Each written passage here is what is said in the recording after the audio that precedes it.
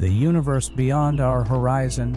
Edward Quinn was an amateur mapmaker working out of London in the early decades of the 19th century, and he left behind a project that tells us a lot about the way we handle limits. He created an atlas that mapped human knowledge through time, but he chose to do it by painting dark, heavy clouds over the parts of the globe that civilizations hadn't explored yet.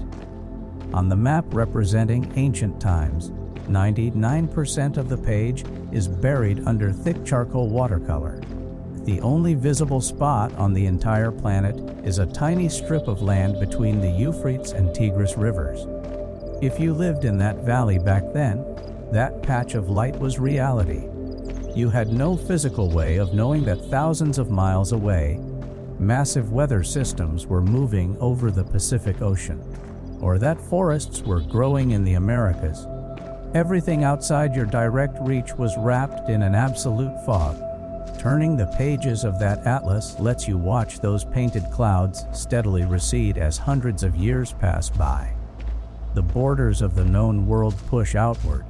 Roads are cleared through Europe, ships trace the coastlines of Africa, and eventually the oceans are crossed. By the final page, the clouds are completely gone. The globe is bare, documented, and fully exposed. The people who bought that atlas in 1830 probably looked at the final sheet and felt a sense of completion. They believed the era of the unknown was over because they could finally see all the coastlines. We made the exact same mistake when we started looking up at the sky. We assumed that because our eyes could pierce the atmosphere, we were looking at the whole stage. But the boundary of our modern world isn't a physical coastline, and it isn't something we can ever paint over on a map. It is determined entirely by an unyielding law of physics. Light takes time to travel. When you look at the stars tonight, you are looking at things that might not even exist anymore. Sunlight takes about 8 minutes to cross the vacuum to your skin. The light from our nearest neighboring stars left its source when you were a child. The further out we look, the further back into history we are reading. Because the universe itself has only been around for a finite number of billions of years, there is a strict limit to how far our vision can travel. We call this the observable universe. It is a massive bubble of space that spans roughly 93 billion light years from side to side. It isn't the end of space, it's just the furthest distance light has managed to walk since the first fraction of a second of creation. The absolute edge of this visible bubble is marked by a layer of ancient radiation called the cosmic microwave background. Today, this radiation is invisible to our naked eyes, floating through our rooms as low-frequency microwaves that hit our satellite instruments at a temperature just slightly above absolute zero. But it is the oldest relic we have. It is the literal light from the day the universe first opened its eyes. For the first few 100,000 years after the beginning, the cosmos was far too hot and dense for light to move at all. It was an incredibly packed, chaotic soup of subatomic particles, so energetic that any photon trying to travel through space would immediately slam into a free electron and bounce away. The whole universe was an opaque, blinding screen of energy. But as space expanded, the temperature dropped. Eventually, protons and electrons cooled down enough to snap together and form the first simple atoms of hydrogen. The free electrons suddenly disappeared into neat, stable orbits. The obstacles vanished. The cosmic fog lifted in a single flash, and that trapped light was liberated to run across the cosmos forever. That ancient light has been running through the vacuum for billions of years, stretching out as space itself stretches, cooling down until it became the uniform microwave static that blankets our night sky today. It is our ultimate horizon. If a galaxy sits too far out in the deep field tonight, its light is still on its way. It is traveling through the dark right now, but it simply hasn't had enough time in the entire history of time to hit our planet. If you want to understand how small that makes our current perspective, you have to look at how we actually discovered where we fit into this landscape. A century ago, the smartest people on Earth believed our galaxy, the Milky Way, was the whole house. We could see small, blurry patches of gray light through our early telescopes, what astronomers called spiral nebulae. But the mainstream view was that these were just local storms of dust drifting in our galactic territory.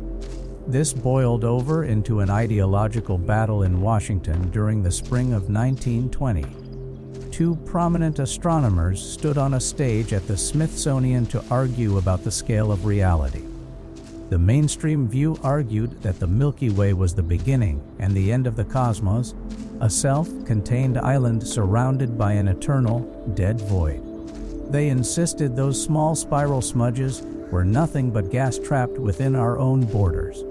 The opposing view suggested something that sounded like science fiction at the time, that those tiny smudges were actually independent star cities, massive wheels of billions of suns sitting millions of light years outside our galaxy. The debate ended in a deadlock because the telescopes of 1920 couldn't resolve individual details inside those distant blurs. The mystery wasn't solved by an academic compromise. It was solved by an outsider working on a cold mountain in California. Edwin Hubble spent his nights at the Mount Wilson Observatory, operating the 100-inch Hooker telescope, which was the largest barrel of glass ever pointed at the sky back then. The valley below was dark, completely free of the modern light pollution that washes out the stars today. Hubble was searching for a specific type of celestial clock, a class of pulsing stars called Cepheid variables. Years before, an astronomer named Henrietta Swan Leavitt was working for low wages at the Harvard College Observatory, doing the tedious work of cataloging glass photographic plates. She noticed a beautiful mathematical pattern in these pulsing stars. The brighter the star naturally was, the slower its heartbeat. A massive, highly luminous star took weeks to grow bright and dim, while a smaller, fainter sun fluttered through its cycle in a couple of days. Leavitt gave humanity our first real cosmic ruler. By measuring the days it took for a star to pulse, you knew its true, absolute brightness. By comparing that true brightness to how dim it looked through your telescope lens, you could calculate the exact distance to that star down to the mile. Hubble found one of these pulsing stars buried inside the Andromeda smudge. He timed its heartbeat, applied Leavitt's formula, and realized the star was over 2 million light-years away. Andromeda wasn't a dust cloud in our backyard. It was an independent galaxy of 1 trillion stars. He sent the data to the lead scientist who had argued for a small universe.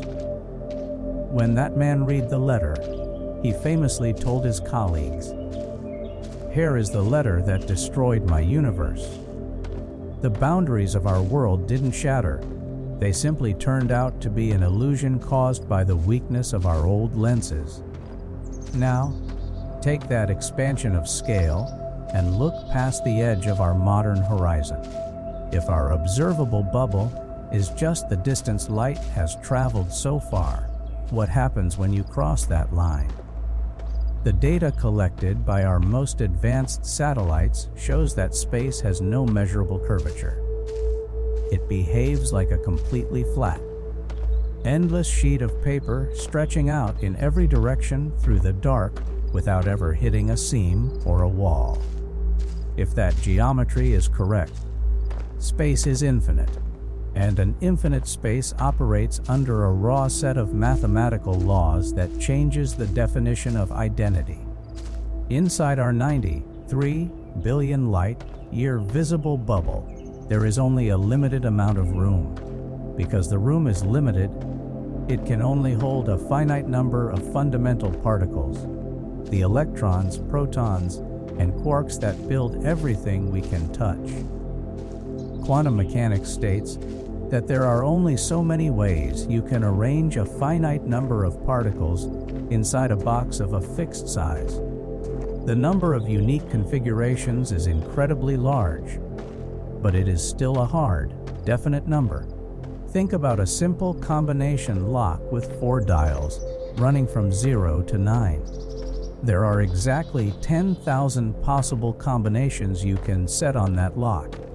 If you have a line of 11,000 locks standing in a row, the mathematics of probability force a repetition. You will run out of unique numbers before you reach the end of the line. At least 2 of those locks will share the exact same combination. An infinite universe is just a line of locks that never ends. Because the number of ways to arrange matter inside a cosmic bubble is finite, an infinite space forces the patterns to repeat over and over again across the void. If you could travel in a straight line past our horizon tonight, moving past the furthest light we can see, you would pass through vast stretches of space where the arrangements are completely unfamiliar. Dead zones of lukewarm radiation, or galaxies twisted into strange geometric rings. But if you keep moving through the dark long enough, crossing a distance written with more zeros than there are atoms in our visible sky, you will eventually enter a patch of space where the combinations loop back on themselves. You will find a galaxy cluster that matches our local group. You will see the familiar arms of the Milky Way. You will find our sun and a small blue planet wrapped in white clouds. On that planet, you would find the exact same cities, the exact same houses, and the exact same rooms. Inside one of those rooms, there would be a person with your exact features, your exact memories, and your exact thoughts lying down as the night grows cold. A complete cosmic doppelganger, living out an identical life under an identical sky. You can never catch a glimpse of them, and you can never send a message to check on them. The space between your 2 worlds is expanding so rapidly due to dark energy that light itself can never cross the distance. You are permanently separated by a vacuum that grows faster than the speed of light. But the mathematics of infinity say they are there, repeating your triumphs, echoing your worries, and living out the exact same sequence of moments in a distant corner of the tabletop. Uniqueness is an illusion born out of a small perspective. Every path you didn't choose today, every word you decided to hold back, and every ambition you set aside is being played out by another version of you in the infinite extension of this level 1 multiverse. There is a world where you didn't walk away, and a world where everything went exactly the way you hoped it would. But those other lives are being taken care of by their own mechanics. They are drifting through their own midnights, locked behind their own uncrossable horizons. Your only actual responsibility right now is to let this single, local patch of reality quiet down. You don't have to carry the weight of an infinite number of repetitions on your shoulders. You don't have to solve the riddles of the outer dark. The universe is massive, space is endless, and it has more than enough room to hold your history without even noticing the strain. The stars will keep burning, the horizon will keep expanding by a light day every single day, and the infinite cosmos will keep dealing out its patterns without needing your intervention. The hours are moving forward. The day is finished, and you can safely let go of the edge, closing your eyes into the unhurried, natural stillness of the night. The infinite permutations of the flat expansion. When you look closely at the things that keep our world stable, you find that nature relies on a very delicate set of numbers. If you look at a list of the fundamental constants of physics, things like the exact strength of the gravitational force, the mass of an electron, or the energy that holds the center of an atom together, you notice something strange. They aren't just random figures. They look as though they were carefully dialed into a specific position. If the force of gravity had been even a fraction tighter during the first minutes of the Big Bang, the entire cosmos would have acted like a giant rubber band, snapping back in on itself and collapsing into a dark, silent singularity billions of years before our planet could ever form. If the nuclear forces that hold particles together were just a tiny bit weaker, hydrogen would be the only element in existence. Carbon wouldn't exist, water wouldn't form, and the chemistry that builds a human life would be mathematically impossible. For decades, this precision was a deep, uncomfortable riddle for physicists. It made our universe look like an impossible statistical fluke, an island of perfect conditions sitting in a dark game of chance where the dice had to land on the exact same number 1,000 times in a row. But the explanation that modern physics offers doesn't require a miracle or a coincidence. It comes from looking at the geometry of our universe without our local biases. When astrophysicists look at the light from the oldest parts of the cosmos, they measure something called the spatial curvature parameter. If the universe had a positive curvature, it would mean that if you fired a beam of light straight out into the dark, that light would eventually curve around and hit you in the back of the head, much like walking in a straight line on Earth eventually brings you back to your starting point. It would mean space is a closed, finite ball.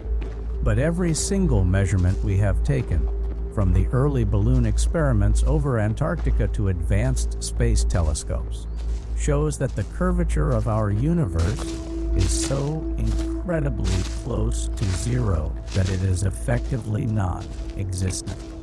In the cold language of mathematics, this means space is flat.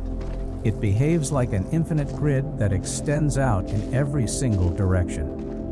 Up, down, left, right, forward, and backward, without ever curving, without ever looping, and without ever hitting a final seam. Inside our specific 93 billion light-year observable bubble, everything we can see and touch is made of fundamental particles. If you break down the blankets on your bed, the air you are breathing, the walls of your room, and the stars burning in the deepest part of the night sky, you find the exact same ingredients: electrons, quarks, and photons. There is a very specific, limited number of these particles inside our visible bubble, roughly 10 to the power of 80, 4 particles in total. This is where the physics gets interesting, because our observable universe has a fixed size and holds a fixed number of particles. There is a strict mathematical limit to the number of ways you can arrange those particles. The laws of quantum mechanics, specifically something called the Bekenstein bound, dictate that a finite region of space can only hold a maximum amount of information. There are only so many unique ways you can arrange those 10 to the power of 80 4 particles inside a 93 billion light-year volume. You can arrange them into a rocky planet with rings, a violent storm of purple hydrogen gas, an empty void of cold radiation, or a quiet bedroom where someone is slowly drifting off to sleep. The total number of possible quantum configurations for a bubble of our size is an unimaginably massive number, roughly 10 to the power of 10 to the power of 115. It is a number so completely gargantuan that you couldn't write out the zeros even if you used every atom in the visible sky as ink. But the crucial thing to realize is that it is still a finite number. It has a limit. It is not infinite. So, look at what happens when you place a finite number of possibilities inside an infinite amount of space. If you have an endless line of boxes stretching out through the dark forever, and you only have a limited number of ways to arrange the items inside those boxes, the patterns have no choice but to repeat. Infinity forces the cosmic deck to be dealt out over and over again across the endless grid. If you were to leave our planet tonight, traveling in a straight line past the furthest light our telescopes will ever detect, you would enter the unseeable extensions of the Level 1 multiverse. For the first few billion light years, you would pass through regions where the arrangements of matter look completely foreign. You would see massive, chaotic structures where gravity never managed to pull stars together in the right sequence, leaving nothing but an endless, cold mist of raw particles sleeping in the vacuum. You would see galaxies that formed in strange, asymmetrical shapes, or solar systems where the planets are arranged in completely different orders than our own. You would see versions of history that took slight detours, worlds where a single volcanic eruption altered the atmosphere of a planet, or where a star burned out a few million years too early, leaving its worlds frozen and silent.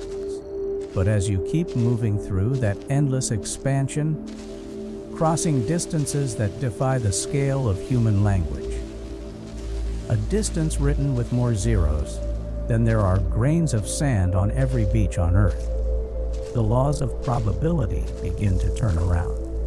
You will eventually cross an invisible line and enter a patch of space where the combinations loop back on themselves.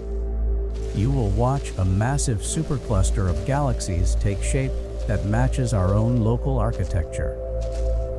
You will see the distinctive, elegant spiral arms of the Milky Way spinning quietly in the dark. If you dive closer, you will find our exact solar system, with a yellow G-type star burning steadily in the center, and a small, fragile blue marble wrapped in a delicate blanket of white clouds. If you descend through the atmosphere of that planet, you will find the exact same continents, the exact same oceans, and the exact same cities. The historical records will match down to the punctuation marks.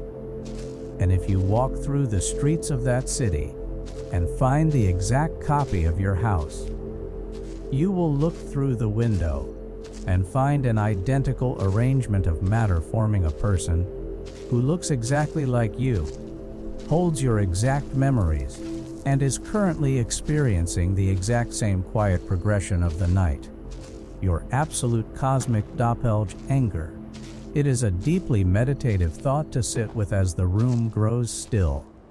Right now, in this very second, that other version of you is lying under an identical set of sheets, listening to the same quiet rhythm of the evening, and letting their thoughts dissolve toward the edge of sleep. You can never catch a glimpse of them, and you can never send a radio signal to verify that they are out there.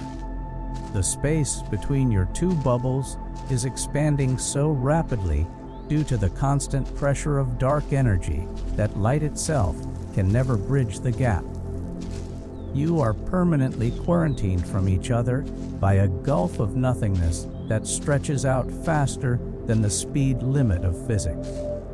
But the mathematics of a flat, infinite space state that they are entirely real, existing as a solid, physical certainty in a distant corner of the grid.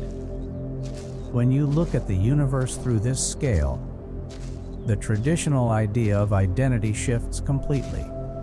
We are used to thinking of ourselves as completely unique, isolated entities living out a singular narrative that happens once and is gone forever. But in a level 1 multiverse, Uniqueness is simply a symptom of a limited perspective. Your life, your specific memories, and your quiet moments of reflection are part of an endless, looping chorus that repeats across the infinite extensions of space. Every single choice you didn't make today, every path you chose not to walk down, and every word you decided to hold back in your conversations, it isn't lost to time. In an infinite space, everything that can happen must happen somewhere. There is a region of the tabletop where you didn't hesitate, a world where you took that chance, a world where you stayed, and a world where everything turned out exactly the way you wished it had in your quietest moments.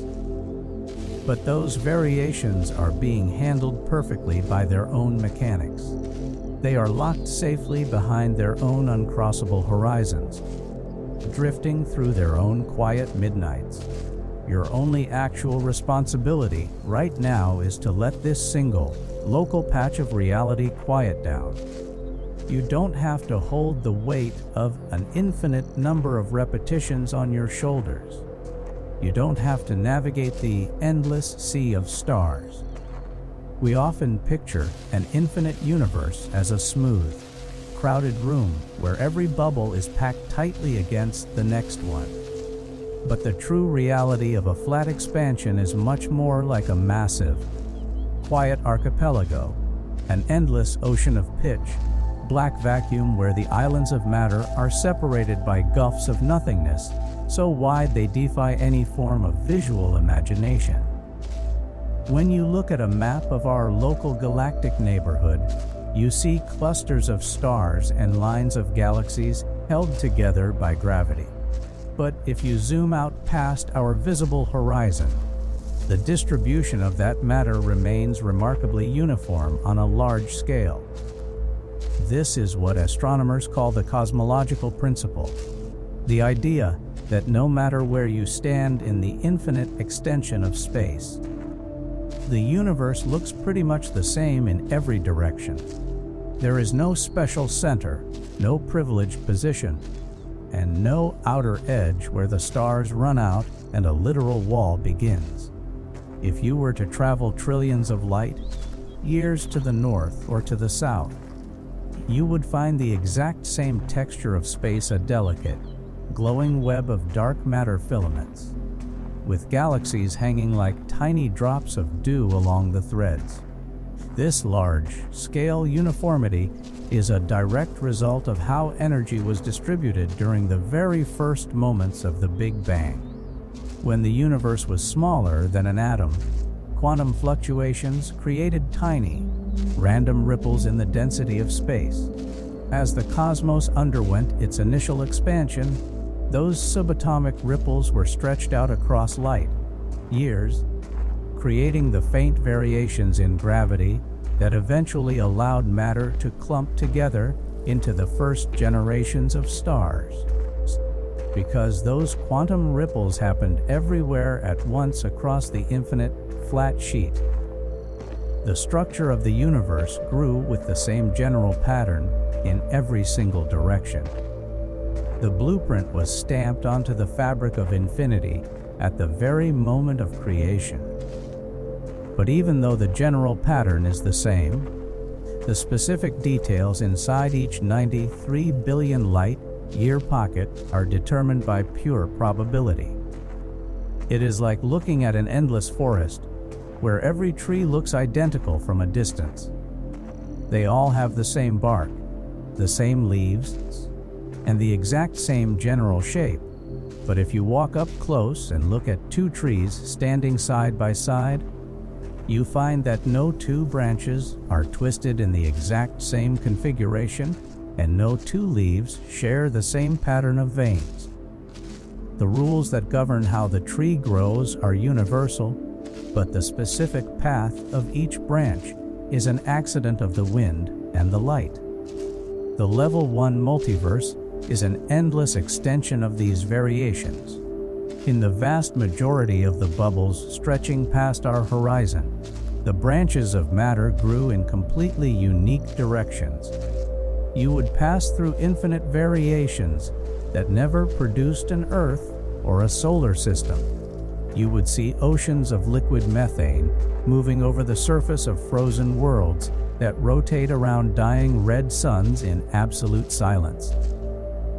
You would pass through empty voids so wide that if you stood in the center of them, you wouldn't see a single star in any direction for billions of light years, just an unbroken, velvet blackness that has never been pierced by a single photon of light since the beginning of time. To really see how this infinite variety handles the architecture of planets, think about how gravity shapes a world over billions of years. In our solar system, the specific mass of the Earth allowed it to hold onto a thin envelope of nitrogen and oxygen, while our distance from the Sun kept that atmosphere at a temperature where water could exist as a fluid. But as you travel out into the endless grid, you will find worlds where the gravity is just a fraction lighter, creating sprawling atmospheric cloaks that stretch out for hundreds of miles into space, turning the entire planet into a deep, misty labyrinth of clouds where the ground is never visible from above. You will find planets that are locked in perfect gravitational circles around twin blue stars, where the concept of night doesn't exist because one sun is always rising as the other is setting over the horizon. And yet, because the number of these variations is bounded by the rules of quantum states, the math remains unyielding. If you keep walking through the variations long enough, you will eventually find a pocket that matches our own down to the smallest splinter. You will find a world where the branches twisted in the exact same sequence, creating the exact same history, the exact same choices, and the exact same moments of quiet reflection. Let that structural certainty bring a sense of absolute order to your mind tonight. The universe isn't a chaotic, disorganized accident that is spinning out of control. It is a vast, mathematically precise grid that fills every single potential combination with real, physical space. Every variation has its place, every possibility has its home, and every single version of reality is running smoothly on its own tracks. When we think about these distant, repeating pockets of space, it is easy for the mind to start treating them as if they are separate magical realms or fictional dimensions that operate outside the rules of our daily life. But the most profound truth of the Level 1 multiverse is that it exists on the exact same physical canvas you are lying on right now. If you had a ship that could move fast enough, you wouldn't need to pass through a portal or rip open a wormhole to reach your doppelganger. You would just need to steer in a straight line through the ordinary, cold vacuum of space for an immense period of time. The rules that govern the room you are in, the way electricity moves through wires, the way heat radiates from a surface, and the way gravity keeps your body anchored to the bed, are the exact same rules that operate at the furthest edge of the infinite tabletop. If you were to teleport to a repeating version of Earth trillions of light years away tonight, you wouldn't feel a single physical difference in the air, the light, or the texture of the world. The physics are perfectly uniform from one side of infinity to the other. This absolute uniformity is what gives the Level 1 multiverse its mechanical, unyielding certainty. It means that the constants of nature, the speed of light, the charge of an electron, and the strength of the atomic forces are not temporary local laws that fade out as you travel further into the dark. They are the universal framework of the entire infinite sheet. They are the fixed rules of the game, stamped into every single box of space, regardless of how far out it sits. Think about what this means for the concept of time across the endless expansion. Because the universe was born everywhere at once during the Big Bang, every single repeating bubble across the flat sheet is exactly the same age as our own.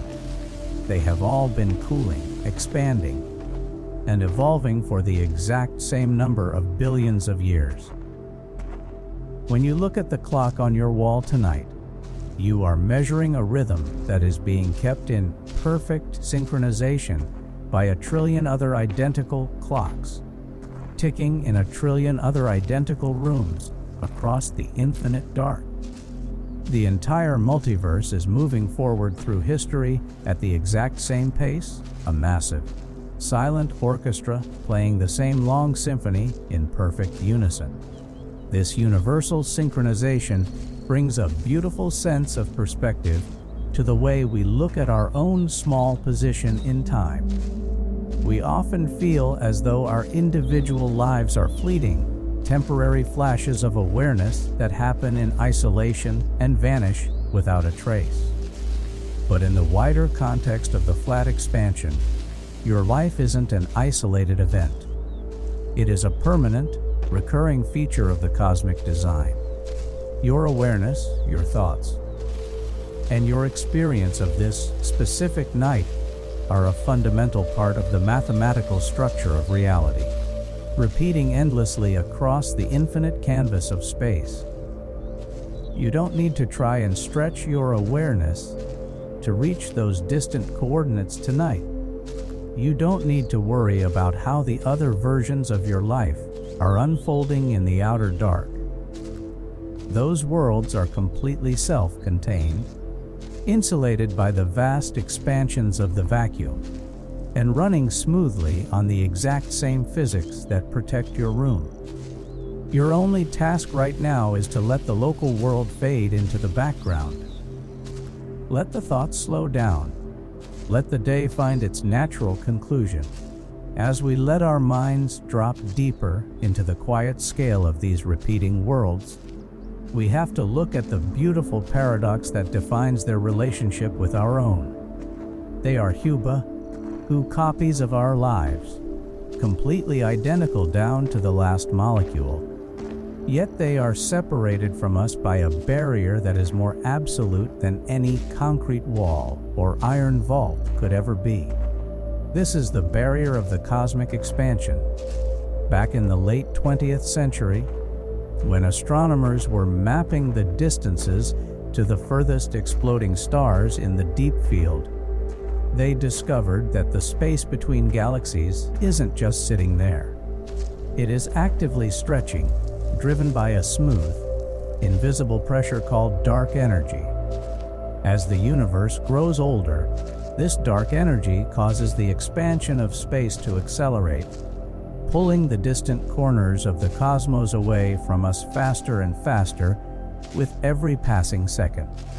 Because this stretching is cumulative over vast distances, the space separating our visible bubble from the nearest repeating version of Earth is expanding at a speed that completely outruns light itself.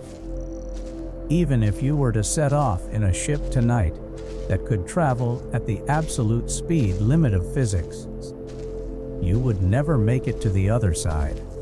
The unmeasurable distance ahead of you would be opening up faster than you could cross it, creating a permanent, widening gulf of empty space that keeps your world completely insulated from the rest of the multiverse forever.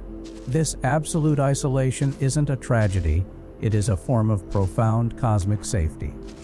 It means that no matter what happens in those distant pockets of space, no matter how their histories twist or what choices their civilizations make, their reality can never collide with or disrupt our own. Every single repeating bubble is wrapped in its own private horizon, a protective shield of expanding vacuum that keeps its laws, its history, and its life perfectly secure within its own local borders. Think about how that protection applies to your own life as you lie here in the dark.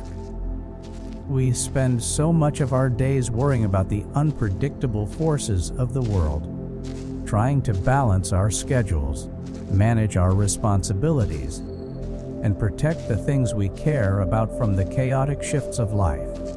But on a cosmic scale, your world is already perfectly insulated. The physics of your room are completely self-contained, running on a set of coordinates that were settled billions of years ago and locked into the frozen geometry of our local space. You are tucked away in a safe, warm pocket of a grand design that knows exactly how to maintain its own balance without any human intervention.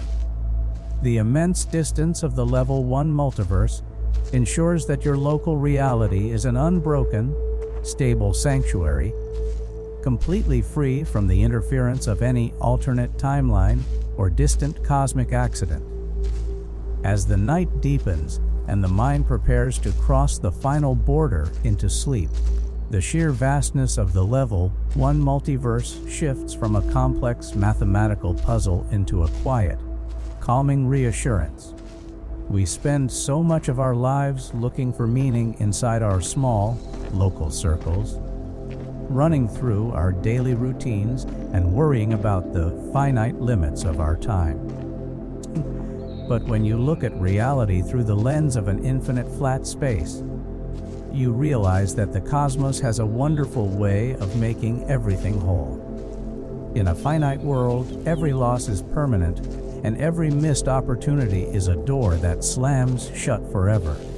But in an infinite space, the story never runs out of pages. Every potential version of your life, every dream you thought slipped through your fingers, and every choice you left unmade isn't an empty space in history. It is a real, physical reality being lived out somewhere across the endless grid. The multiverse acts as a massive, silent archive of everything that could ever be, ensuring that nothing of value is ever truly lost to the dark. But you don't need to trace those paths or look for those distant doors tonight. Those alternate versions of your story are already playing out under their own identical suns, running smoothly on the exact same equations that govern your room. Your only task right now is to let this single branch of reality find its natural conclusion. Let the grand scale of infinity wrap around your thoughts like a heavy, velvet curtain. In a universe that goes on forever through the dark, our daily anxieties become so beautifully small, so momentarily faint, that they simply dissolve into the background hum of the cosmos. The stakes of a single day are completely insignificant when measured against an endless number of repeating worlds. The stars will keep burning. The horizon will keep expanding by a light day every single day. And the infinite cosmos will keep dealing out its patterns without needing your effort or your awareness. The numbers are balanced.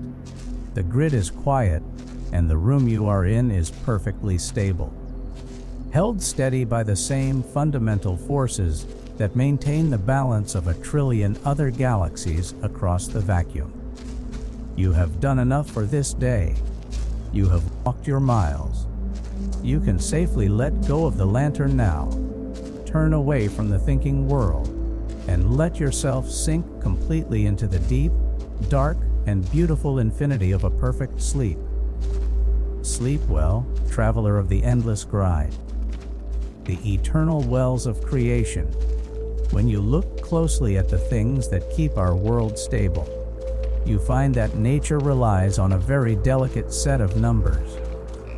If you were to look at a list of the fundamental constants of physics, things like the exact strength of the gravitational force, the mass of an electron, or the energy that holds the center of an atom together, you would notice something strange.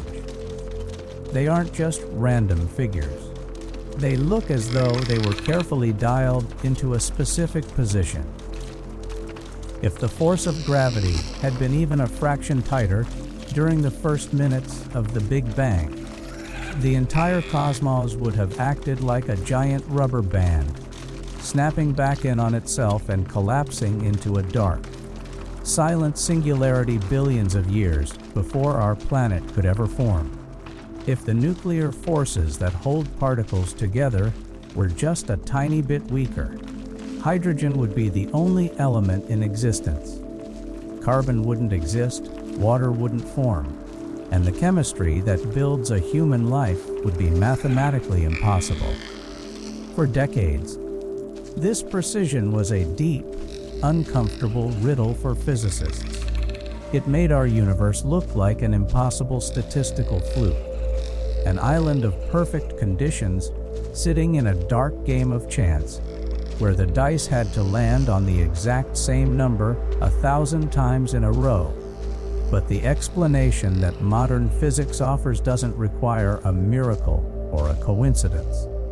It comes from looking at the mechanism that built our space in the first place, a process known as eternal inflation. To understand how this works, you have to go back to the very early 20th century, to an era when scientists were still trying to figure out why the universe looked so uniform. When we pointed our instruments at opposite sides of the night sky, we noticed that regions separated by billions of light years, regions that should have never been in contact with one another, shared the exact same temperature and density. It was like walking into a massive mansion and finding that every single room was heated to the exact same 1/10 of a degree. Even though the heaters were turned off and the doors had been locked for centuries, there was no physical way for heat to travel from the east wing to the west wing in the time the house had been standing, yet the temperature was perfectly matched. In the winter of 1947, a young American physicist named Alan Guth began working on a set of mathematical equations that would eventually rewrite the story of our birth. He was studying the grand, unified theories of particle physics, looking at how fields behave under extreme temperatures. He realized that during the first unimaginable fraction of a second after the initial spark of creation, the universe didn't just expand at a regular pace. It was infused with an intense, high-energy state called the inflaton field. This field acted like a form of anti-gravity, an explosive pressure inherent to space itself. It caused the fabric of the cosmos to undergo a sudden, violent burst of exponential growth. In less time than it takes for a nerve impulse to travel through your brain, a patch of space much smaller than a subatomic particle was stretched out until it was larger than our entire visible horizon today. It was a rapid, blinding unfolding that smoothed out every wrinkle in the cosmos, flattening the geometry of space and distributing energy so evenly that the entire background of the universe became perfectly synchronized. Guth called this process inflation. Originally, physicists assumed that inflation was a clean, uniform event. They pictured a universal clock that turned on, caused the whole cosmos to swell in a single flash, and then turned off everywhere at the exact same moment, leaving behind a hot, stable universe that could slowly cool down and form stars. But in the early 1980s, a Russian physicist named Andrei Lindy, working alongside researchers like Andreas Albrecht and Paul Steinhardt, looked deeper into the quantum mechanics of the inflaton field and discovered a massive structural glitch in the old model. They realized that because the subatomic world is governed by quantum uncertainty, inflation cannot be synchronized across vast distances. It is inherently unstable and incredibly messy.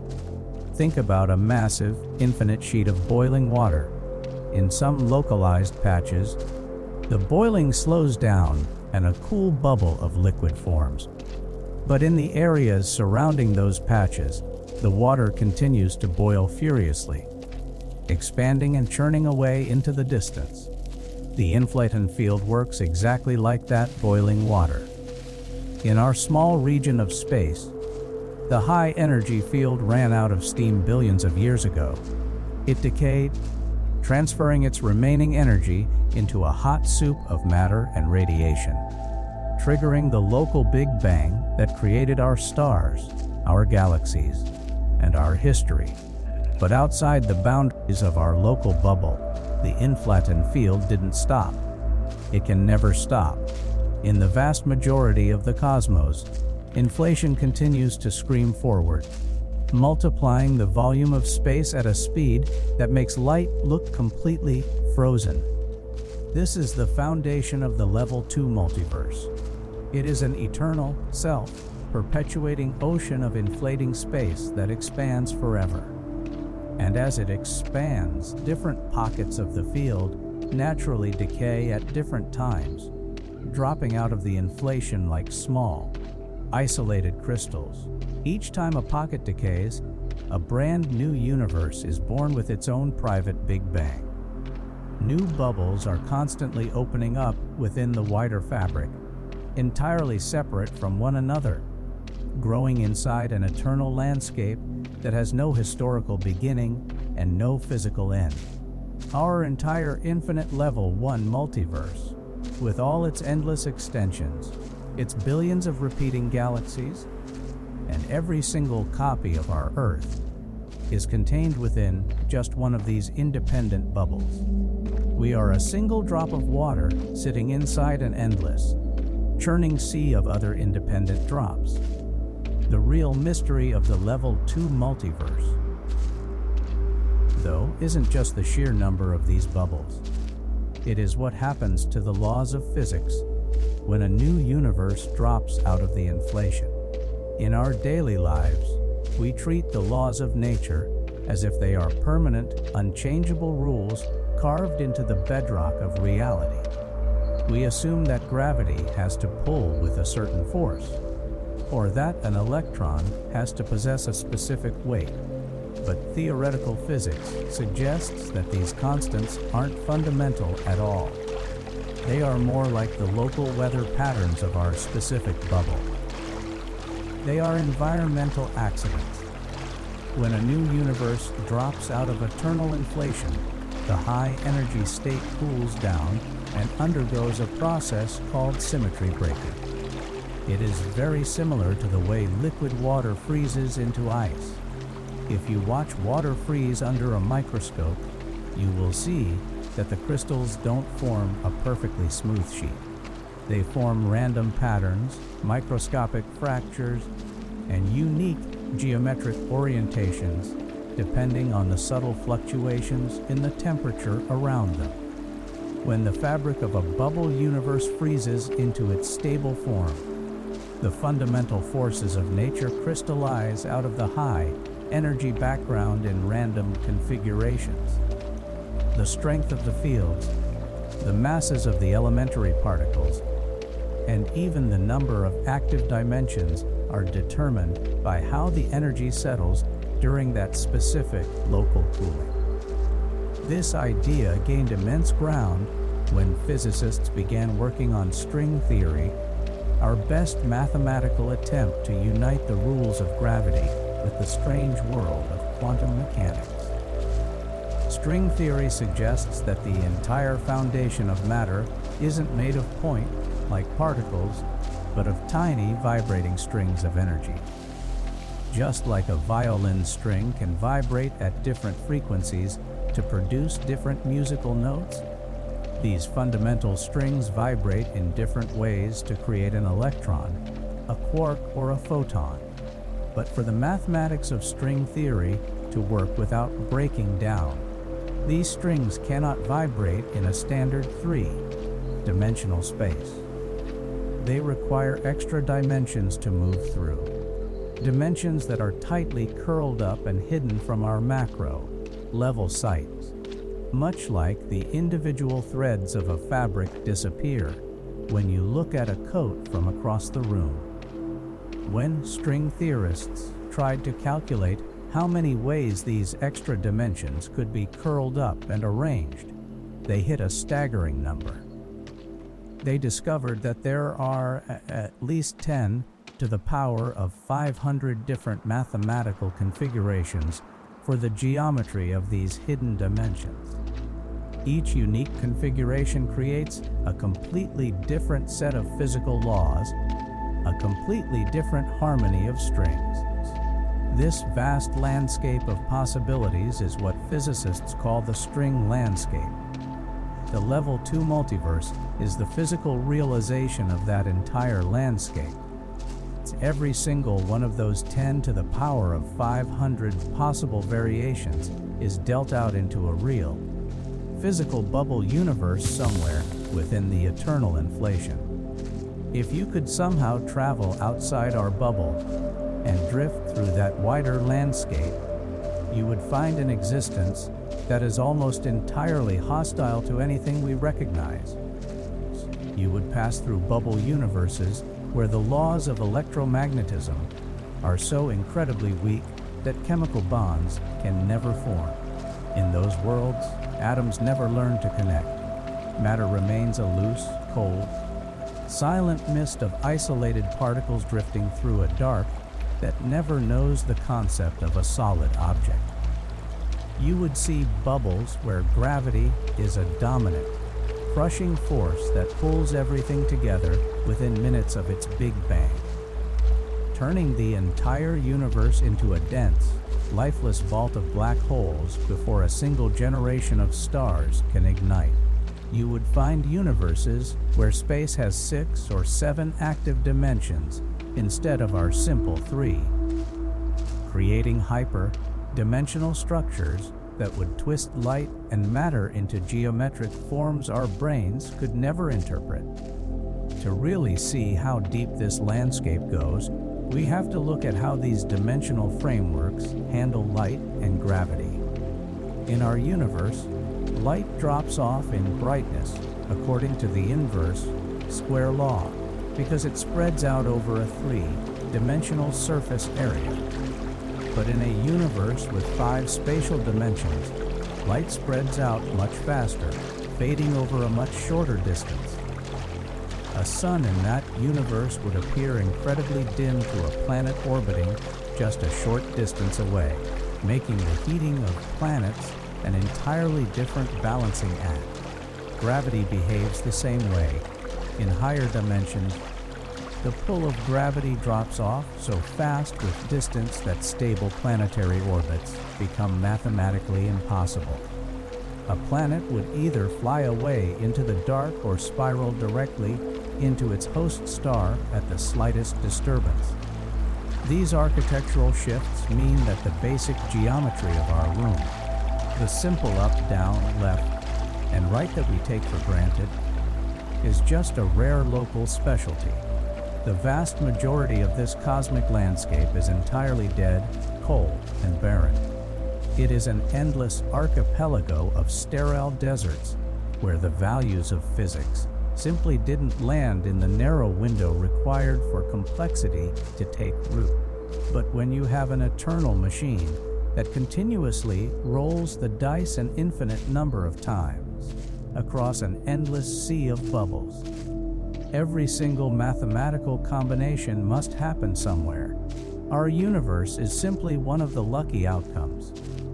The numbers on our physical dials are balanced perfectly, not because our bubble was designed with special care, but because we could never have evolved in any of the other billions of sterile universes to look out the window and notice the settings. We are the natural byproduct of a massive statistical certainty, an island of complex chemistry waking up inside an infinite ocean of quiet, simple physics. If you let that idea sit in the back of your mind, it changes the way you think about space entirely. We used to look out at the dark sky and feel a sense of cosmic loneliness, assuming that our small planet was an isolated miracle surrounded by nothing but a hostile vacuum. but in the context of eternal inflation. The vacuum itself becomes a highly fertile ground. It is an active, shifting engine that is constantly throwing off new frameworks for reality, generating entirely new physics while we sleep. The emptiness outside our atmosphere isn't a dead end. It is a sprawling canvas that has been printing out variations of matter and time for trillions of years. Think about the sheer scale of the boundary that separates us from these other pockets of reality. In the first level of the multiverse, the parallel worlds were separated by simple distance, vast, uncrossable expanses of flat space that light hadn't had enough time to cross. But in the second level, the separation is much more fundamental. The space between the bubbles is actively inflating at a rate that expands faster than light can ever travel. Even if you had a ship that could move at the absolute speed limit of our physics, you could never leave our bubble. The space ahead of you would be stretching out faster than you could cross it, creating a permanent, widening gulf of raw inflation that isolates our laws of physics from the rest of the landscape forever. This permanent quarantine is actually a form of protection. If our universe were to bump into another bubble with a completely different set of physical laws, it could trigger a catastrophic event known as a phase transition. If a universe with a more stable, lower energy state of the vacuum were to collide with our own, it could create a bubble of new physics that would expand through our space at the speed of light, altering the mass of particles and dismantling the chemical bonds of every atom in its path. Stars would instantly unbind, planets would dissolve into an unformed mist, and the entire structure of the Milky Way would be overwritten by a completely foreign set of equations.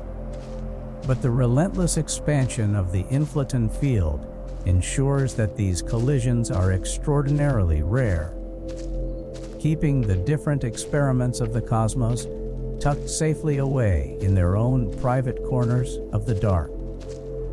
This realization brings a strange kind of peace to the way we look at the night. The absolute stability of our world isn't something we have to maintain or worry about.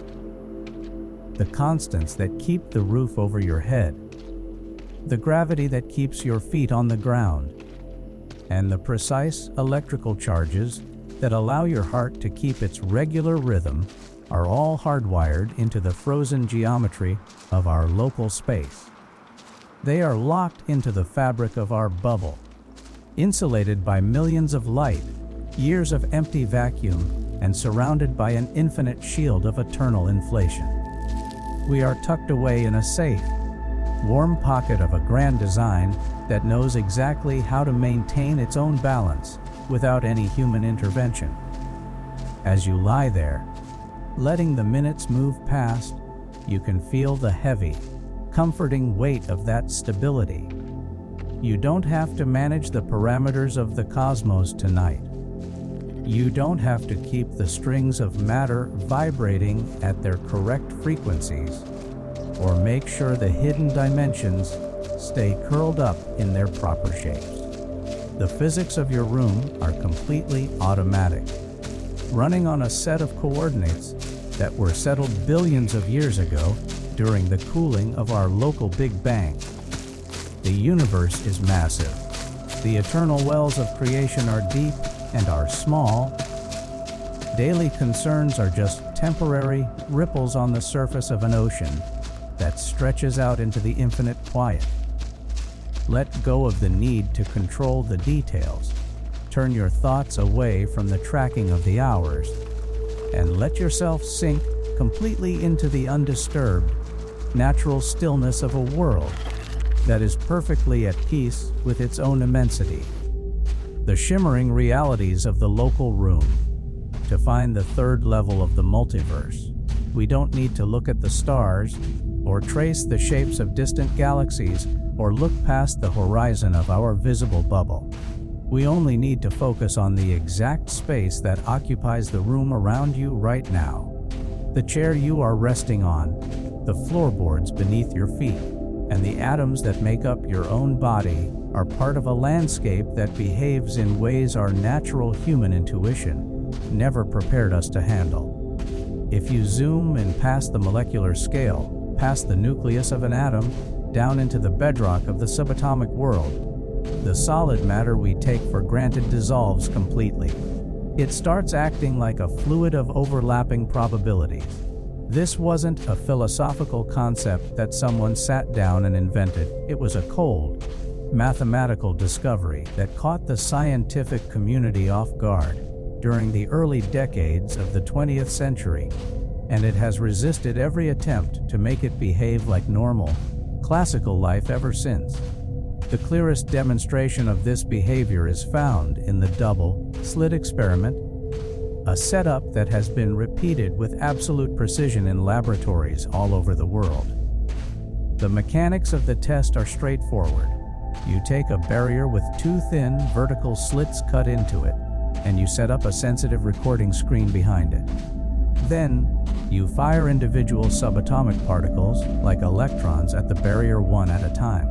In our macro-level world, you would expect an object to behave like a tiny marble. If you throw a marble at a wall with two openings, it passes through the left opening or the right opening, leaving two neat lines of impact on the back screen. But when you look at the quantum scale, that logic breaks down completely. When electrons are fired through those slits, they don't strike the back screen like individual bullets. Instead, over time, they form a complex pattern of alternating bands. The exact same signature you see when water waves pass through two narrow channels and interfere with one another. The crests and troughs of the waves collide, amplifying some areas and canceling out others. The electron isn't choosing a single path. It is described by a mathematical wave function that evolves through both available paths simultaneously. It travels as a wave of probability, exploring every possible trajectory across the barrier, interfering with its own configuration before it hits the screen. It occupies a state of fluid potentiality. The strangeness becomes a fundamental problem for physics when that system interacts with an external instrument.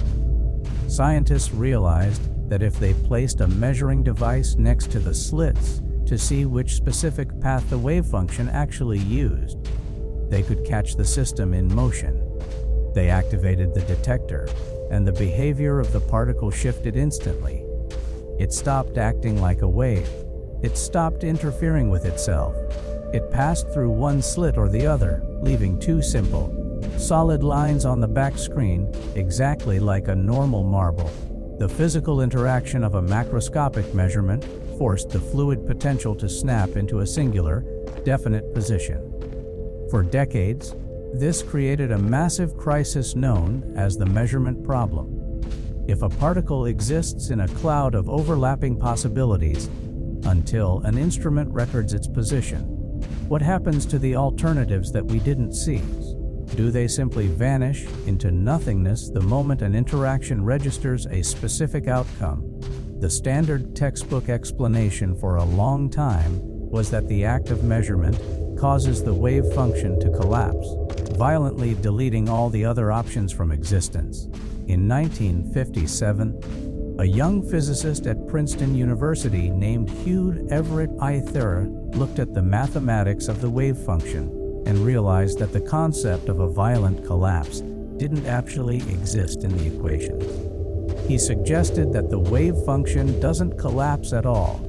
It simply keeps unfolding according to its natural mechanics. When an electron interacts with a barrier, the quantum system explores every path. And when a macroscopic measuring device or environment interacts with that electron, the entire system becomes entangled. The universe doesn't pick a single outcome, it branches. This is the many worlds interpretation of quantum mechanics. According to Everett's mathematics, every time a quantum system undergoes an interaction, the entire timeline experiences a silent divergence. In one branch of reality, the wave function registers on the left side, and the version of the instrument in that specific environment records that result. In an alternate branch, which occupies the exact same volume of space but is shifted into a different configuration, the system registers on the right side, and an alternate version of reality records that outcome. Both branches are equally real.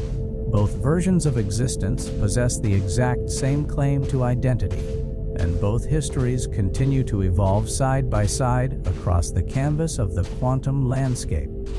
The reason we aren't constantly bumping into these alternate versions of ourselves, the reason our daily lives feel like a single, solid line of events, comes down to a process called decoherence. When a quantum particle is completely isolated in a vacuum, it can maintain its wave-like state of being in multiple paths at once. But the moment that particle interacts with the wider environment, colliding with an air molecule, hitting a microscopic speck of dust, or bouncing off a wall, the information about its phase relationships spills out into the surrounding world. The environment acts as an unceasing, automated observer. Human eyes are not required for this process. The physical friction of the environment is more than enough. The air molecules in your room, the thermal vibrations in the furniture, and the steady background radiation of the planet are constantly interacting with every atom in your body, thousands of times every second. This continuous, chaotic scattering of information washes out the interference between different branches of the wave function. It seals them off from one another.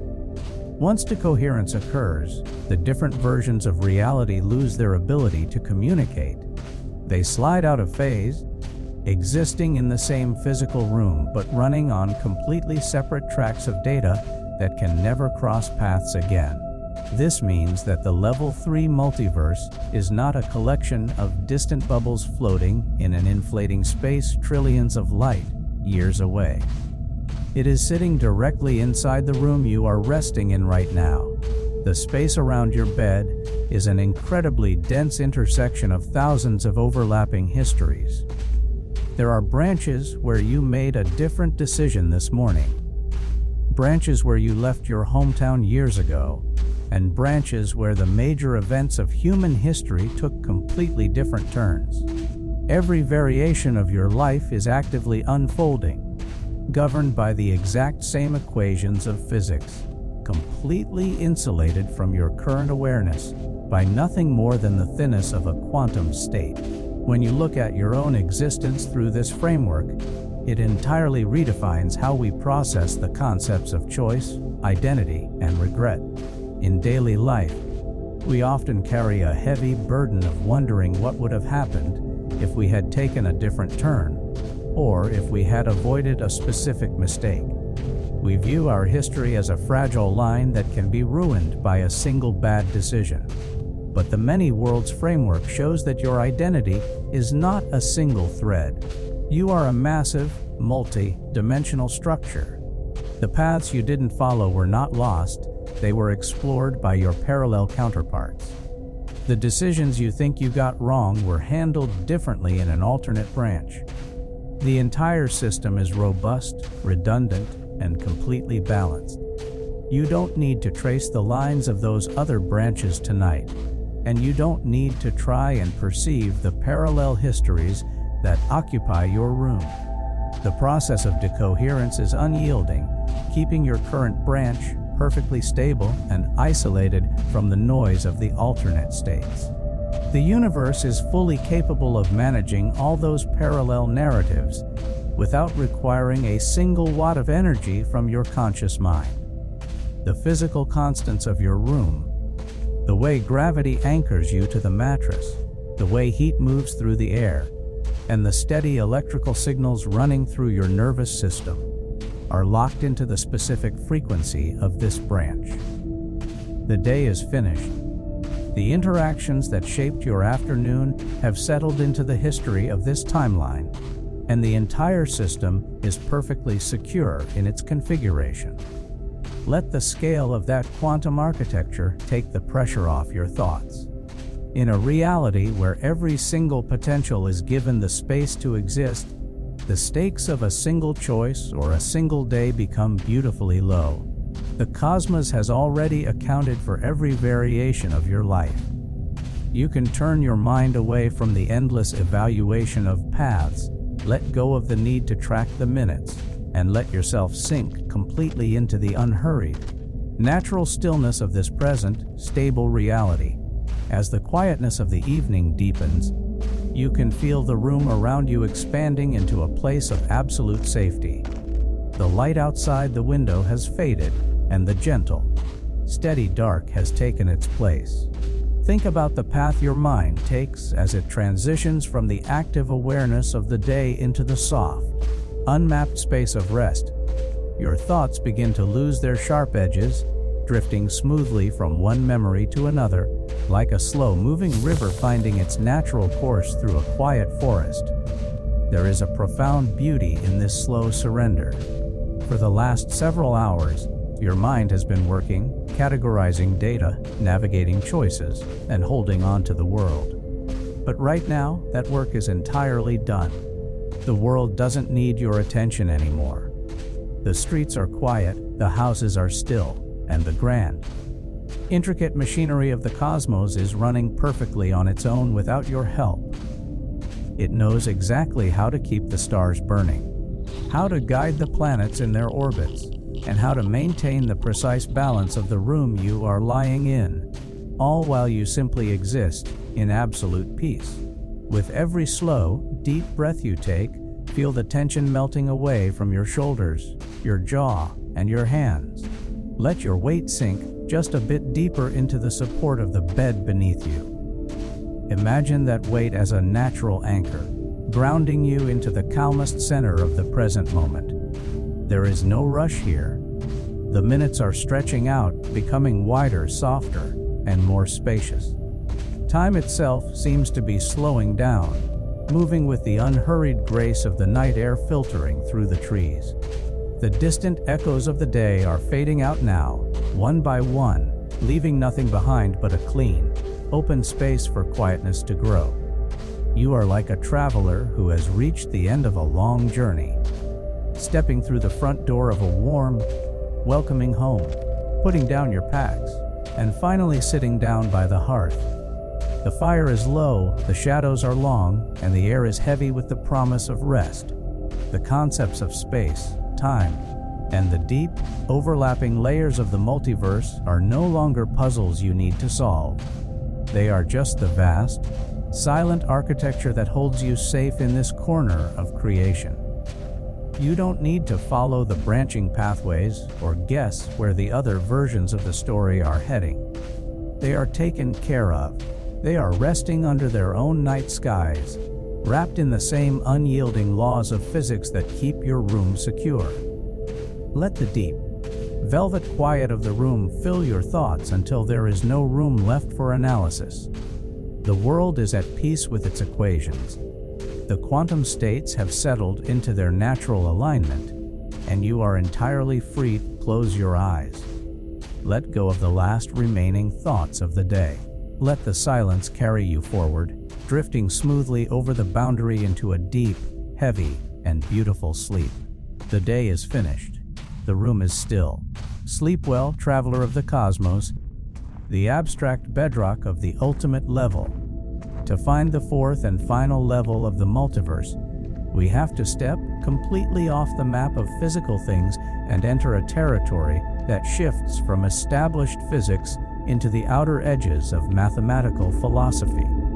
We have already traveled to the limits of our light horizon, through the churning regions of eternal inflation, and down into the branching paths of the subatomic world. But in all those scenarios, we were still dealing with the familiar building blocks of nature. We were looking at quarks, electrons, energy fields, and dimensions, entities that possess a location, a weight, and an observable history.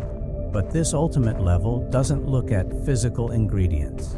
Instead, it examines the very frameworks that allow any rules to exist in the first place forcing us to look at a concept that sits at the absolute limit of human logic. It asks why our universe follows any structural rules at all.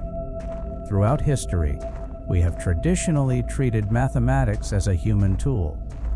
We naturally think of it as a specialized language that we invented in our own brains to describe the world around us, much like we developed spoken languages to catalog our thoughts. We use numbers to count, geometry to build, and equations to map the movement of a planet around a sun.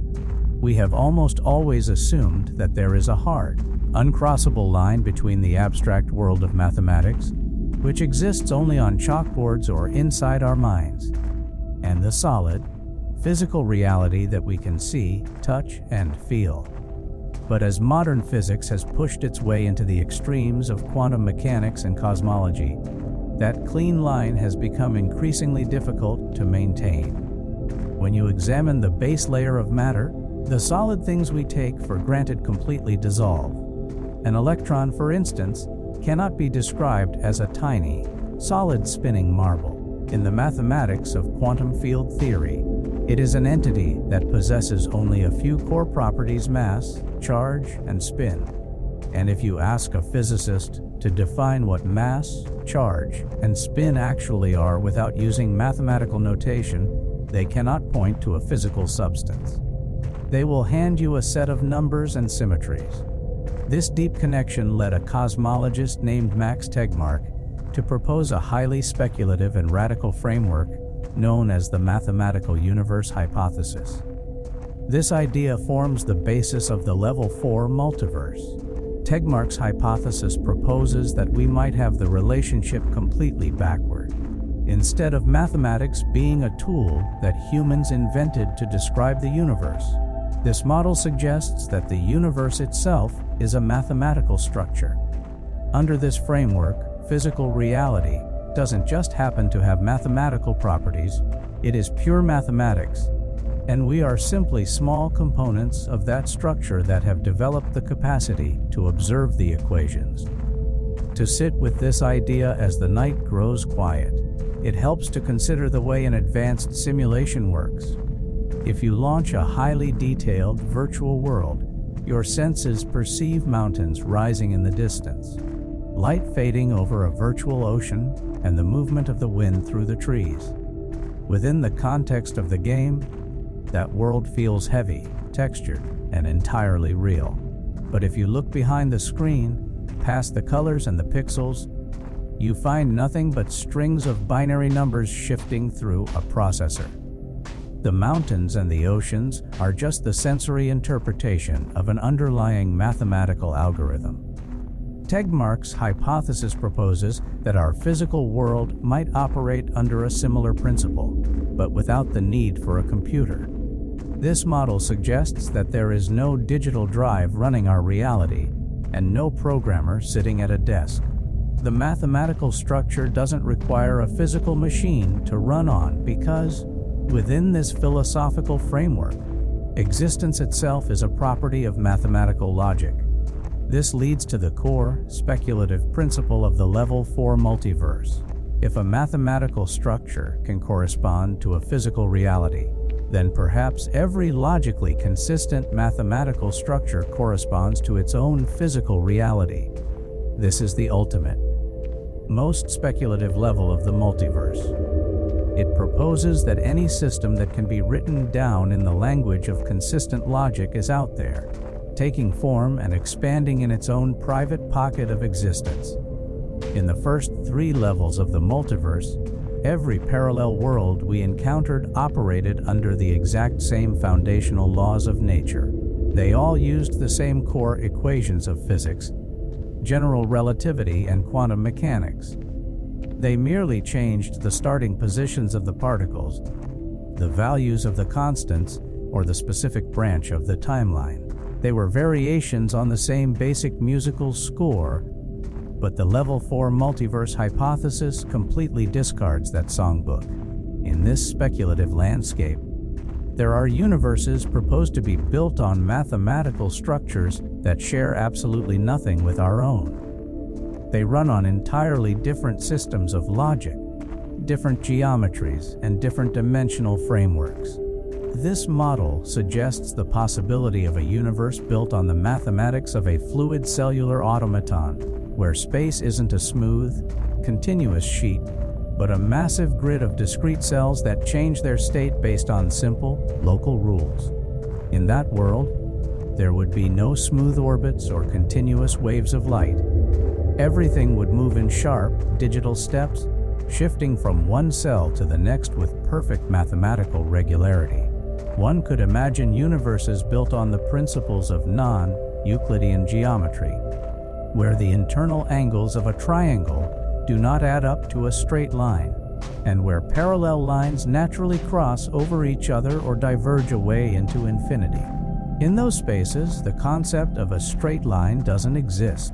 Space itself is warped and folded into configurations that our three-dimensional human brains cannot visualize. Shapes like hyperspheres or complex topological manifolds that have no inside and no outside. This hypothesis even questions the way time behaves.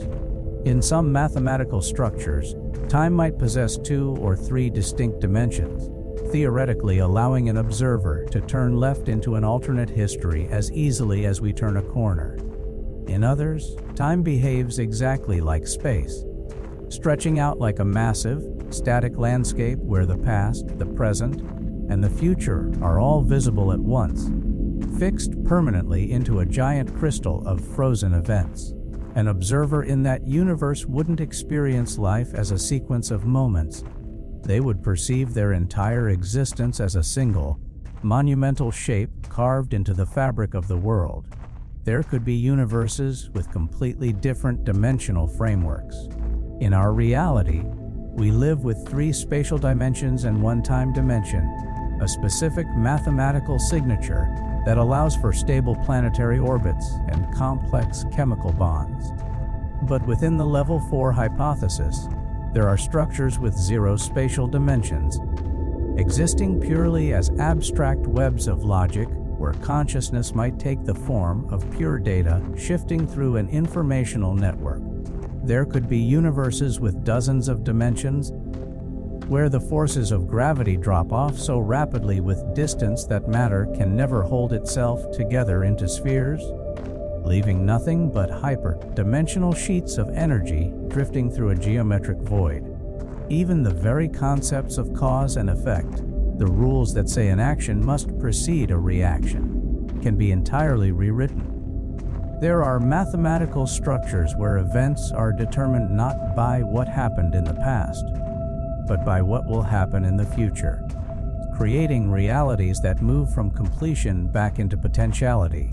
There are worlds built on the principles of fuzzy logic, where a statement doesn't have to be strictly true or strictly false, but can exist in a permanent state of partial truth, creating an environment where objects are fluid and shifting by their very design.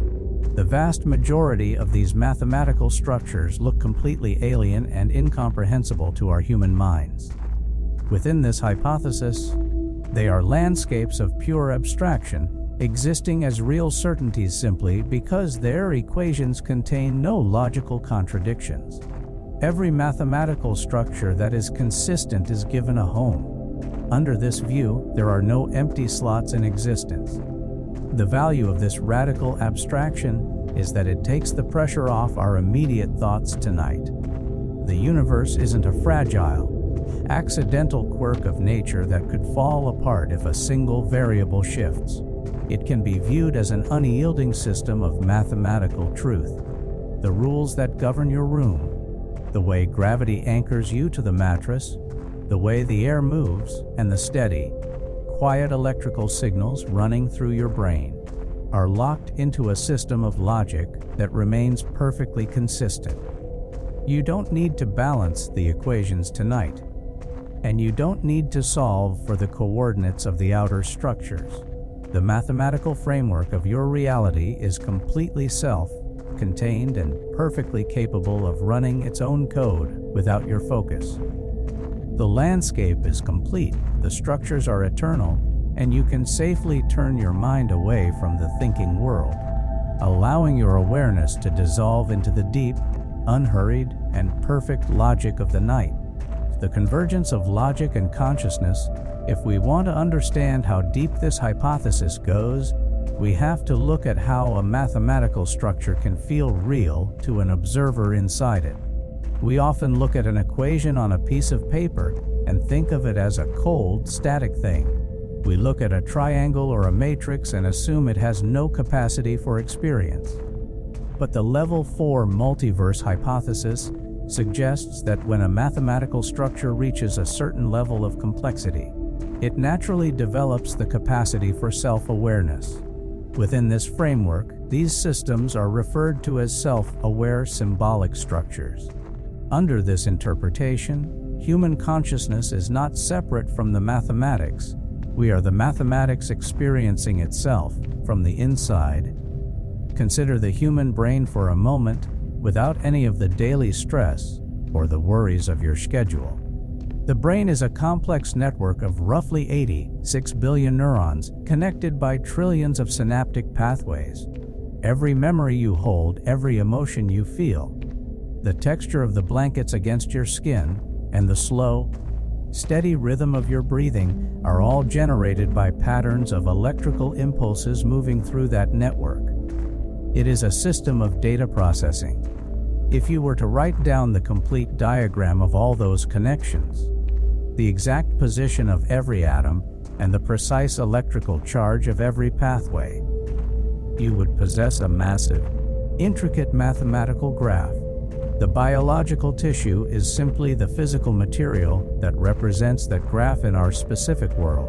One interpretation suggests that the actual entity that experiences the night, the entity that thinks, remembers, and drifts toward sleep, is the abstract pattern of information itself. When that pattern becomes complex enough to model its own existence, it naturally looks out at the rest of the mathematical structure it sits inside and perceives it as a solid, physical reality. You feel like the room is real because you are a mathematical subsystem interacting with a larger mathematical system. Within this hypothesis, the feeling of solidity is just the logical compatibility between your internal equations and the equations of the floorboards beneath you. This perspective shifts the way we view our place in the cosmos. It suggests that the universe didn't spend billions of years sitting in the dark as a cold, unfeeling machine, waiting for biology to accidentally show up and notice it. Instead, within this highly speculative model, the geometry of space and time can be viewed as a system of logic that naturally observes itself through every conscious mind that blooms within its borders. And in the Level 4 multiverse framework, this means that every single complex system of logic has its own unique form of awareness. In those universes with different dimensions and different geometries, there would be consciousnesses that perceive textures we could never imagine. Minds that think in systems of logic that would sound like pure static to our ears, and observers who experience reality as a beautiful, multi-colored landscape. Within the boundaries of this hypothesis, they are all exploring the endless variations of the ultimate canvas. Let that structural certainty bring a sense of absolute wholeness to your mind tonight. Within this framework, you are not a temporary, fragile accident of chemistry clinging to a lonely rock in a cold vacuum. You can be viewed as an elegant, necessary piece of a permanent mathematical truth, a line of code that has learned to feel, an equation that has opened its eyes to look at the grand architecture of everything. As the night deepens, you don't need to maintain that complexity anymore. You don't need to process the data or run the calculations of your daily life. The mathematical structure of your brain knows exactly how to transition into its lowest energy state, slowing down the electrical signals, clearing out the clutter of the day, and settling into the deep, quiet rhythm of sleep. The equations of your room are perfectly stable, held steady by the same universal logic that maintains the balance of every other structure across the grand landscape. The system is whole, The numbers are balanced, and you can safely let go of the edge of the thinking world, closing your eyes into the deep, unhurried, and welcoming stillness of the infinite night. The absolute limits of being, as we stand on the precipice of this final level of reality. The mind naturally looks for the outer edge. We want to know if there is a level 5, or if there is a boundary where even the mathematical structures run out and something else begins. But the unique feature of the level 4 multiverse hypothesis is that it represents the absolute, logical limit of what can exist. It is the final page of the cosmic atlas. To understand why, we have to look at what it would mean for something to exist completely outside of mathematics. If a reality could exist without any mathematical structure, it would mean it follows absolutely no rules, has no patterns, possesses no description, and contains no logical consistency. It would be a state of absolute chaos where an object could be a star, a stone, and nothingness all at the exact same time without any transition. It is a state that cannot even be formulated in the language of thought, because the moment you describe a rule or a pattern, you have introduced mathematics back into the room.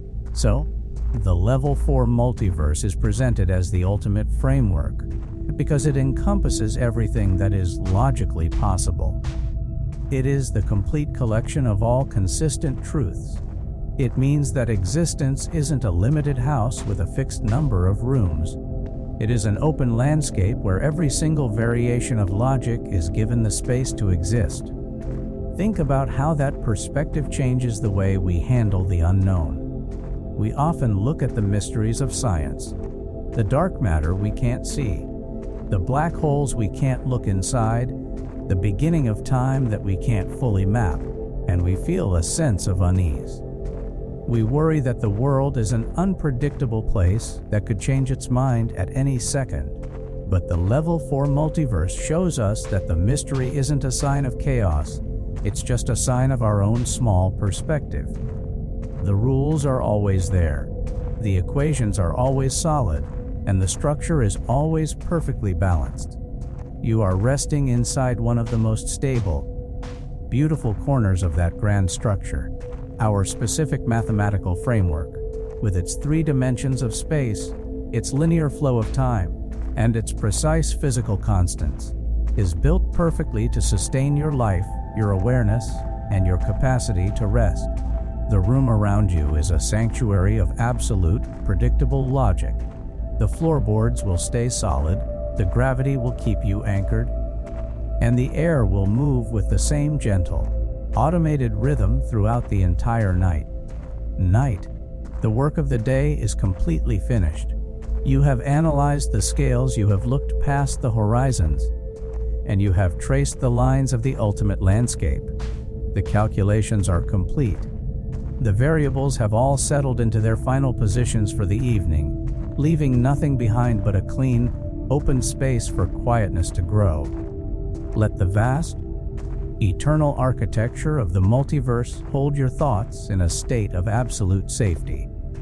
You don't need to explore the outer structures tonight, and you don't need to try and comprehend the foreign systems of logic that drift through the wider canvas.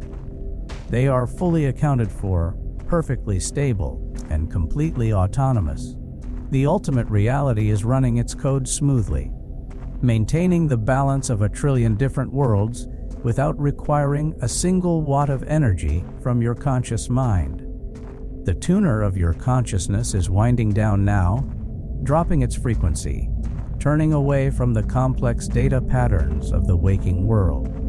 You are sliding into the deepest, calmest center of the present moment, where the equations become simple, the numbers become quiet, and the lines of thought slowly fade out into the dark. The structure is whole, the logic is perfect, the room is still. You can safely let go of the edge of things, closing your eyes to the waking world, and letting yourself sink completely into the deep, heavy, and beautiful infinity of a perfect sleep. The day is finished, the canvas is quiet. Sleep well, traveler of the ultimate reality. The fragile blueprint of discovery. The quest to map the cosmos has always been an exercise in chasing ghosts across a landscape of ancient light. For centuries, our tools only allowed us to chart the things we could directly see: the predictable arcs of planets, the steady glare of local stars, and the distant, slow-motion collisions of gas clouds in the deep vacuum.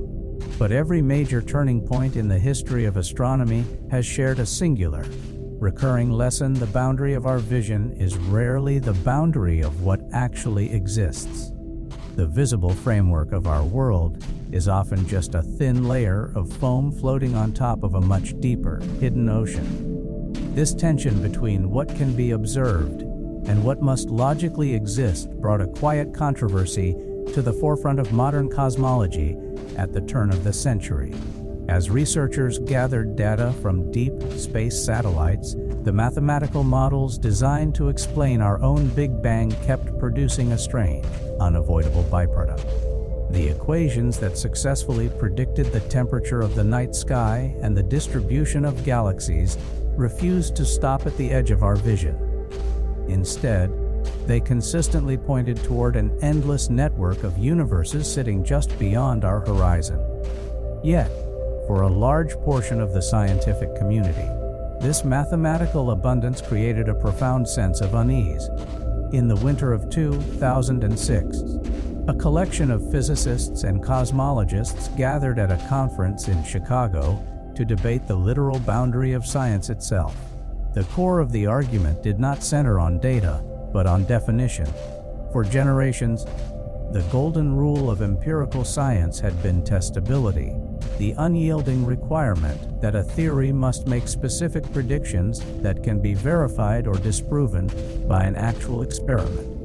If a hypothesis proposes the existence of 1 billion alternate universes that are permanently sealed away from us by the accelerating expansion of space, it becomes impossible to collect a direct sample or take a photograph. For many traditionalists, the multiverse looked less like physics and more like an untestable philosophy, a beautiful dead end where the scientific method could no longer walk.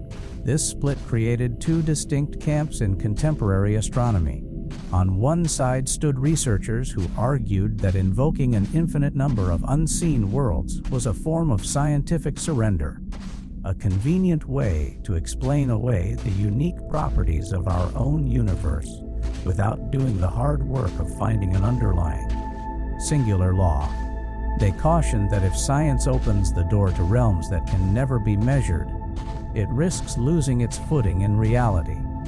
On the other side stood theorists who maintained that the multiverse was not a wild speculation invented out of thin air, but a direct prediction of our most successful, tested models of the early cosmos.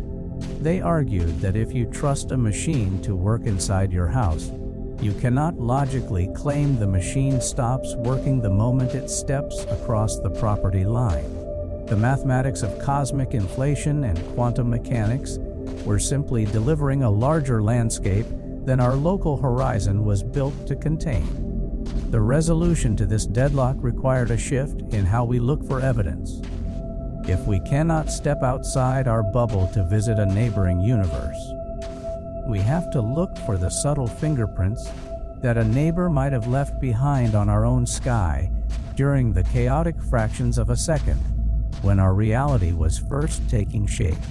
The architecture of the cosmic brew is the earliest, most pristine canvas available for this kind of detective work is the cosmic microwave background, the ancient relic radiation that has been traveling through the cold vacuum since the universe first cooled down enough to allow light to run free. It is a nearly uniform blanket of low-frequency energy, but when our most sensitive satellites mapped its texture, they found that it wasn't perfectly smooth. It was covered in microscopic fluctuations in temperature, tiny ripples in density that represent the seeds from which the first galaxies were eventually constructed. In the summer of 2010, a team of astrophysicists led by researchers like Matthew Clauben and Anthony Agur began analyzing this ancient light map with a specific, radical question in mind. They wanted to know what would happen if our universe hadn't grown up in absolute isolation. Under the eternal inflation model, new bubble universes are constantly opening up within a rapidly expanding background, like pockets of air forming in a boiling liquid. While the space between these bubbles stretches out at speeds that usually keep them isolated, the mathematics suggested that during the incredibly dense, violent moments of the early expansion, there was a statistical probability that two neighboring bubbles might have drifted close enough to touch. A collision between two universes would not be a simple mechanical impact like two rocks striking one another. Instead, it would be a massive, geometric intersection of two entirely different frameworks of space and time. This cosmic collision would send a massive shockwave traveling through the plasma of our early universe, altering the distribution of matter and energy along the boundary where the two worlds met. When the researchers ran the computer models to simulate this event, they discovered that a collision would leave a very specific signature in the ancient light of our sky. It would create a giant, circular anomaly, a subtle shift in the temperature of the radiation that would look like a faint, ring-shaped bruise stamped onto the background of the cosmos.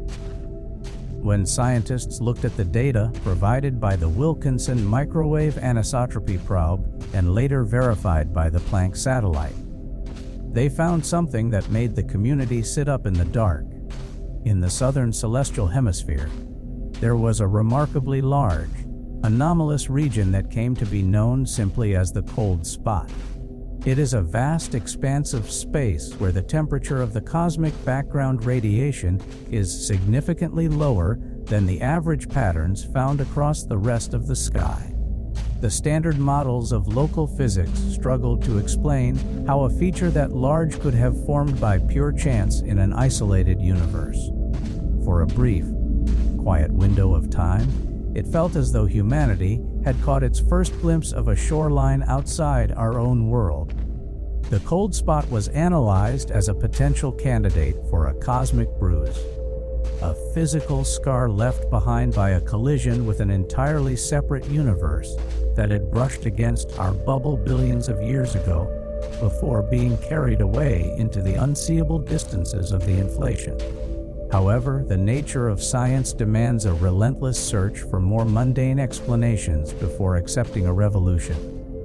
Over the following years, other teams of astronomers began surveying the distribution of galaxies in the direct line of sight of the cold spot. They discovered that this cold region aligns with a massive cosmic void, a gargantuan stretch of space billions of light years across that contains significantly fewer galaxies and less matter than the rest of the cosmos. When the ancient light of the background radiation travels through a massive void like this, it loses a tiny fraction of its energy due to the way dark energy alters the gravitational fields of expanding space, a phenomenon known as the integrated Sachs-Wolf effect. This discovery cooled the initial excitement surrounding the cosmic bruise hypothesis. While the data from the deep field surveys confirmed that the void could explain a large portion of the temperature drop, the match wasn't entirely perfect. The debate remains open, sitting in a quiet, unresolved space in the literature. The cold spot might be a massive statistical fluke of our own local architecture, a giant empty valley in the distribution of galaxies, or it might genuinely be the faint, ancient echo of a contact point with an alternate reality. It stands as a monument to the difficulty of reading a map when you are locked inside the house you are trying to contextualize. The silent weight of the vacuum. While some astronomers look to the edges of the visible sky for signatures of the multiverse, others look down into the empty spaces between the stars, analyzing a number that represents one of the greatest embarrassments and greatest mysteries in the history of modern physics.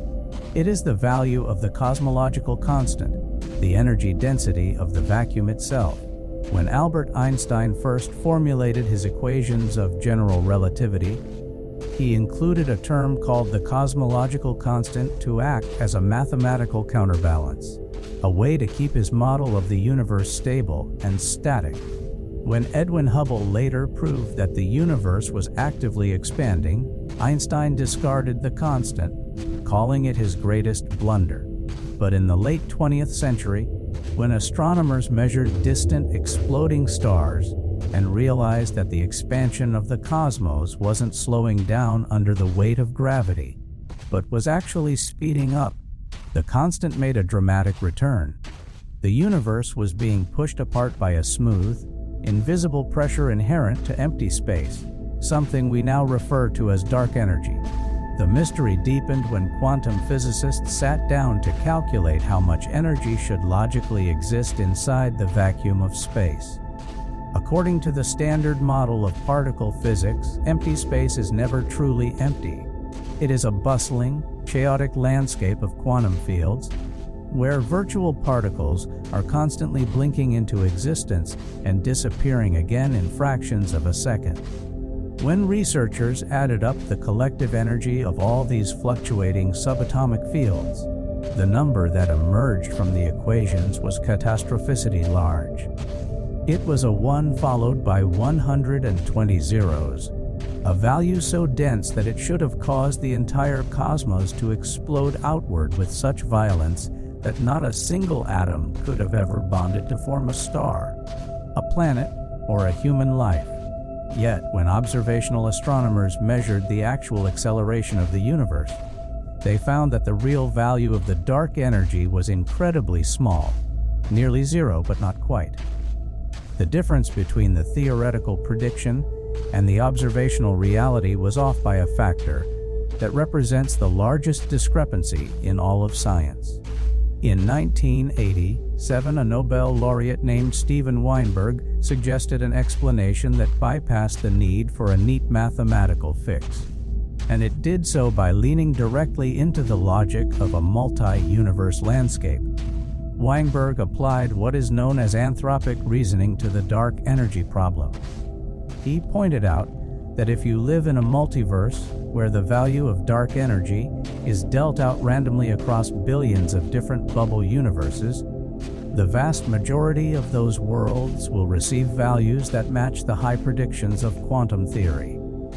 Those universes will be violent, chaotic deserts, expanding so fast that matter can never clump together or collapsing back in on themselves within microseconds of their birth. They are beautiful, sterile dead ends where the laws of physics never allow a single complex molecule to assemble. The only place where an observer can ever evolve to look through a telescope and measure the value of dark energy is inside one of the extremely rare, statistically anomalous bubbles where the constants happens to land in the narrow, stable window required for stars and chemistry to exist. Our universe has an incredibly small, fine-tuned value of dark energy, not because it is the standard blueprint of creation, but because it is the only blueprint that allows our eyes to open and read the numbers. This interpretation remains highly controversial because it changes the goal of physics. Instead of finding a single, elegant law that explains why our world must be exactly the way it is, it suggests that some features of our reality are just environmental accidents, statistical flukes in a massive, infinite roll of the cosmic dice. It frames our universe as a small, temperate valley sitting inside a sprawling, mountainous landscape of dead worlds, a fragile sanctuary of complexity maintained by nothing more than the laws of probability. The unhurried rivers of time, the true legacy of the multiverse debate, is that it forces us to step out of our small, local focus and look at our position in history with a different kind of humility. We spent centuries assuming that our Earth was the center of everything. Then we assumed our sun was unique, and later we thought our galaxy was the entire canvas of creation. Every time we have been forced to expand our map, we have initially felt a sense of disorientation, a fear that by making the stage larger, we were somehow making our own lives smaller and less significant. But if you watch the way these ideas settle into the human narrative, the opposite usually happens. When we realized the Earth wasn't the center of the solar system, we didn't stop caring about our world. We began to appreciate its climate, its fragility, and its rare beauty with a much deeper focus. When we found that the Milky Way was just one galaxy among trillions, it didn't reduce our interest in the stars. It opened up a much grander, more majestic architecture for our curiosity to explore. The multiverse? Whether it is eventually verified by a ring-shaped bruise in the ancient radiation or remains an untestable consequence of our equations, offers that same expansion of perspective. It suggests that reality is not a scarce, fragile commodity that is running out of time or space. It frames existence as an abundant, creative, and endless river that has no shortage of room for every potential pattern to find a home. It tells us that our universe is part of a grander symphony, a vast system of logic that knows how to balance its constants and maintain its structures across scales that stretch far beyond our small human horizon. As the quietness of the evening takes over the room, you can let the weight of that immense architecture become a source of absolute safety.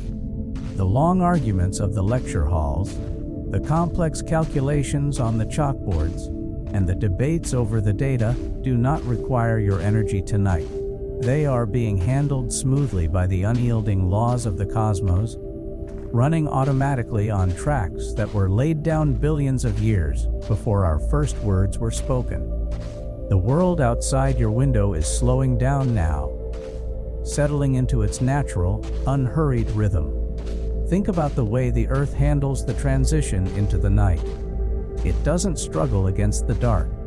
It moves into it with a steady, quiet momentum, letting the heat of the day radiate away into the open vacuum, preparing its fields and its forests for a period of absolute rest. You can let your own thoughts follow that same downward path, releasing the sharp edges of the day's concerns one by one, like leaves dropping into a slow, moving stream and drifting away out of sight. There is no need to navigate the boundaries of the horizon tonight, or solve the mysteries of the dark energy, or trace the paths of the hidden dimension. The physics of your room are stable, the gravity is steady, and the air is moving with a quiet, predictable grace that requires no effort from your mind. With every slow, deep breath you take, feel the space around you becoming wider and softer. The minutes are no longer items to be tracked or managed. They are just open containers of stillness, moving past with the gentle, unhurried pace of deep water. The boundaries of your small world are perfectly secure, insulated by millions of light, years of empty space, and protected by the same universal principles that keep a trillion other galaxies spinning in their tracks across the infinite extensions of the dark. The information density of the waking world is fading out now, leaving behind nothing but a clean, open clarity where your awareness can rest without focus. You have explored the final pages of the Atlas. You have stood on the shore of the ultimate levels of realities, and you have completed the journey through the landscape of everything that can be. The variables have all found their places, the equations are balanced, and the long symphony of the cosmos is playing its quietest, most peaceful notes. The room is dark. The night is still.